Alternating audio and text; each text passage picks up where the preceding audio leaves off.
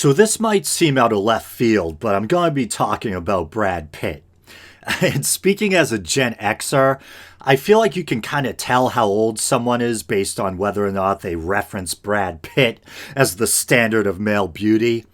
I'm all right, but I'm no Brad Pitt, or something like that. If they do say stuff like that, chances are you probably are talking to a fellow Gen Xer. Don't get me wrong, I think Brad Pitt has actually been aging very well. But for us Gen Xers, Brad Pitt was the it guy. Girls loved him, guys wanted to be him.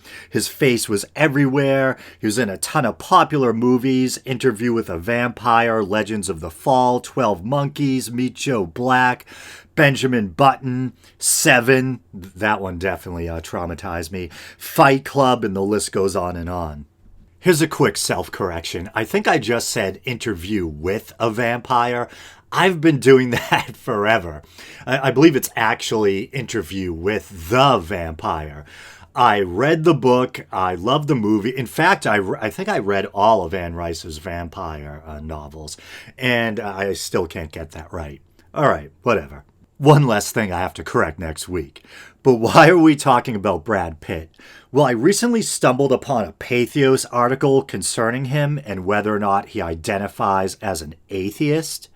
Okay, so as I mentioned, this is from Patheos, the Friendly Atheist channel in particular, and it's actually by Hemant Mehta himself, and it's dated September 16th, so not too long ago.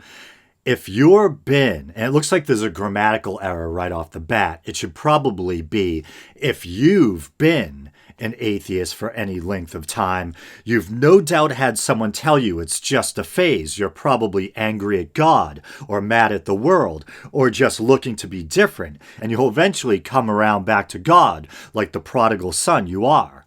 It's such an insult to those who stop believing in God because they studied the topic, asked critical questions, and came to the conclusion on their own.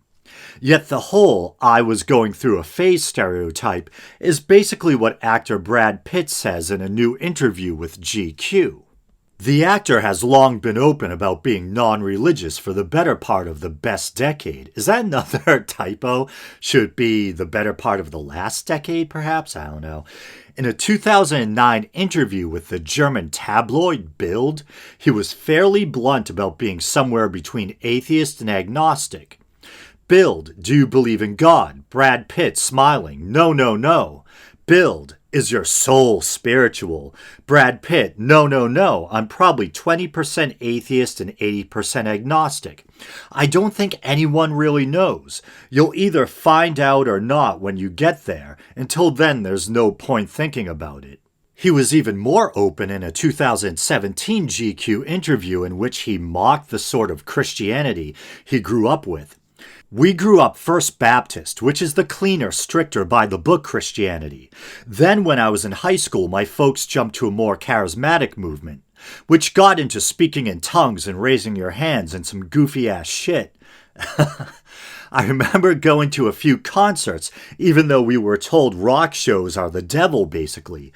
Our parents let us go. They weren't neo about it.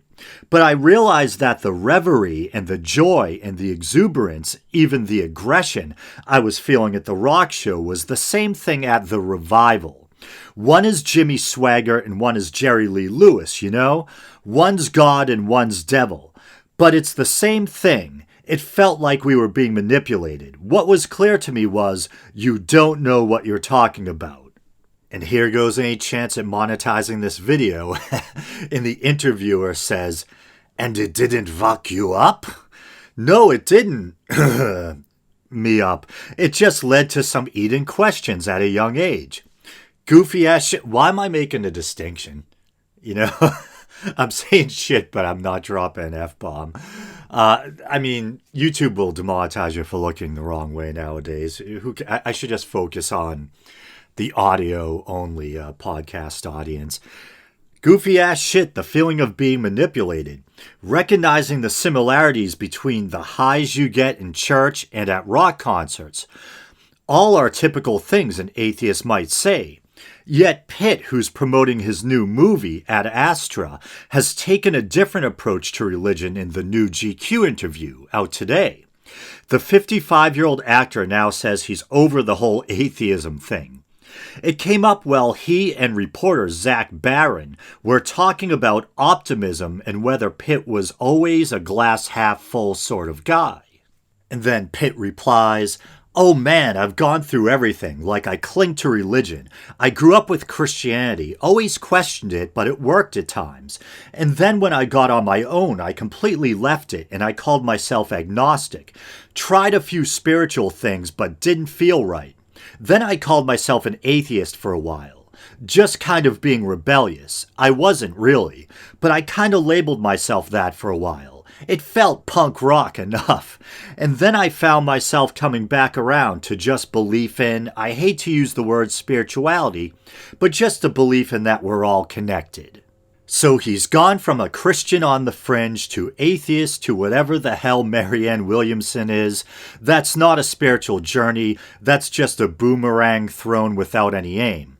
He's saying something that feels right for the moment and might make him look thoughtful to the sort of people drawn to celebrity interviews, which I suppose is precisely what we should expect. But it doesn't say much at all. I would love to know how he went from accepting the lack of supernatural nonsense in our lives to believing magic is real. How exactly does he think we're connected in a way that no longer makes him an atheist? I mean, there's an argument to be made that we're all technically related and that we're all humans dealing with similar problems, but Pitt's response suggests something beyond that. I have no idea what he quote-unquote is now. It doesn't really matter, I guess, except that Pitt now believes it's to his advantage to throw atheism under the bus, as if it was just part of an act from a decade ago. Okay, and so that concludes that article. So honestly, I can kind of relate to both Pitt and the author of the Pathos article, Hemant Mehta, of course. On the one hand, Pitt does kind of seem like he's shrugging off atheism as just some silly phase he went through. And I get why that upsets or offends the author, and it bothers me too. Like, atheism was just some cringy fashion statement he threw off once he outgrew it. And I think that is rather insulting to really thoughtful atheists who have come to their unbelief through a lot of sober introspection and research, and perhaps, like myself, through some prolonged dark nights of the soul as you painfully outgrow or your reason leads you away from your childhood indoctrination. As I've said on the show before, there was a time when, for me, there was nothing more terrifying or disturbing than the idea that there might not be a God or an afterlife. But that's, where my reason was leading me. For me, unbelief wasn't some fashion statement or passing phase. The idea that there very well might not be a God or an afterlife was a very painful conclusion, something that I really had to wrestle with. So I think even if you're someone who has personally, quote-unquote, outgrown your atheism, you should still have some thought for all the unbelievers out there for whom atheism is a well-thought-out worldview. A worldview that a lot of people catch, let's double down on the demonetization, catch shit for. Atheism is still something of a dirty word, and people who wear that word or label openly still have to fight to be accepted. That might sound a bit hyperbolic or overly dramatic, but think about it. Think about how the average person reacts to the word atheist. The fact that running for public office while identifying openly as an atheist is pretty much tantamount to career suicide here in the U.S., with a few exceptions, admittedly. All that being said, in fairness to Pitt, he's talking about his personal journey. Maybe he's decided he doesn't like getting weighed down with labels, which I can kind of relate to. And I can also kind of relate to struggling to figure out what it's all about, trying to figure out exactly what your worldview is, and kind of throwing your hands up in frustration and saying, screw the labels, I don't know, and no one else does either, And so it seems he's left with some vague spirituality or vague sense that we're all connected for whatever that's worth or whatever it means. And that's something I've talked about ad nauseum on the show too, that I think these certain feelings of transcendence or oneness are a part of the human experience. And I'm very well acquainted with them, but that doesn't mean they're proof of some literal spirit dimension or of a god or an afterlife. These could just boil down to chemical slash psychological phenomena, chemical states generated by the brain, like the ego death experienced on a potent hallucinogenic drug, etc. Still rich and valuable experiences, but not definitive proof of anything spooky or spiritual at the end of the day.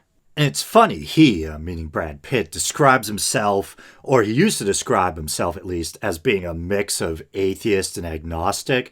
I think he said, what was it, about 80% agnostic to 20% atheist. And that reminded me of the stream Steve McRae did last night. And you regular listeners will probably be familiar with Steve McRae. I've covered the ongoing Non Sequitur show drama, and Steve McRae, of course, is one of the founders of that podcast slash YouTube channel who's still waiting to get paid by his former partner, Kyle Curtis. But it's funny, Steve has this pet peeve concerning the term agnostic atheist. He's very into philosophy, and he regards it as being kind of technically an unsound term. And that gets awkward for me because I like Steve, but I'm also in the habit of referring to myself as an agnostic atheist. I can remember when I first started this podcast, I used to make it clear that although I doubted the existence of a higher power and an afterlife, that I thought all religions were just man-made belief systems, that I wasn't sure if I was technically an agnostic or an atheist. I remember one day this YouTube viewer, one of the first people to ever comment on my YouTube channel, said, "You sound like an agnostic atheist." I had never heard the term before, and it was an eye-opener because the definition seemed to describe my worldview perfectly. And horrible source, I know. Well, actually, Wikipedia is pretty good, but if you're trying to cite scholarly sources to back up an argument or lend an air of credibility, it's obviously not good. But I like Wikipedia's simple definition of agnostic atheist, and it's kind of my worldview in a nutshell. Agnostic atheism is a philosophical position that encompasses both atheism and agnosticism. Agnostic atheists are atheistic because they do not hold a belief in the existence of any deity, and agnostic because they claim that the existence of a deity is either unknowable in principle or currently unknown in fact. And that's pretty much my position. I think all religions are man-made. I'm highly skeptical of the faith claims and concepts of God attached to man-made religions. And I don't know if my friend and listener Liz Marie is listening. She'll probably say, "Man-made religions, what other kind are there?" And I'm also doubtful of the existence of an immortal soul, an afterlife, or a higher power in general. That being said, I'm one monkey on a rock in space. I don't know everything, far from it. And I don't think we can say for certain, definitely whether or not there is or isn't a God. But once again, I have my doubts, to say the least. And of course, we could get into a long argument over what exactly we mean by God, personal God, impersonal God, some vague, all-pervading force or presence, an interventionist God, the God of the deist, blah, blah, blah. I remember once I was watching this atheist versus theist debate, and there was this kind of world-weary old rabbi, I think, moderating, and he's kind of rubbing his head and says, paraphrasing, "Perhaps before we start arguing over whether or not God exists, we should first establish what exactly we mean by God." But I try to approach this agnostic atheist thing with all due humility. Because I have to admit, I only have a very crude layman's understanding of the history of philosophy. I remember I used to like to think of myself as a naturally philosophical person, the type of person that tends to think deeply about things, perhaps too much for their own good. But to be honest, academically speaking, I know the names of a lot of the famous philosophers throughout the ages, and I can give you the basic gist of what they believed or professed. But beyond that, I start to get lost in the weeds. So Steve McRae definitely knows a heck of a lot more about philosophy than I do. I have no idea what the actual merits of the term agnostic atheist actually are. I do know in everyday use it can be a bit of a pain. People outside of atheist circles have no idea what it means and they think it sounds contradictory, which understandably in a way it does. And then within atheist circles even, you sometimes run into people who take issue with the term. But I guess Steve and Matt Dillahunty have butted heads on this issue before, and then Dillahunty recently used the term Agnostic Atheist on a recent episode of the Atheist Experience, and that was kind of the impetus for Steve's stream.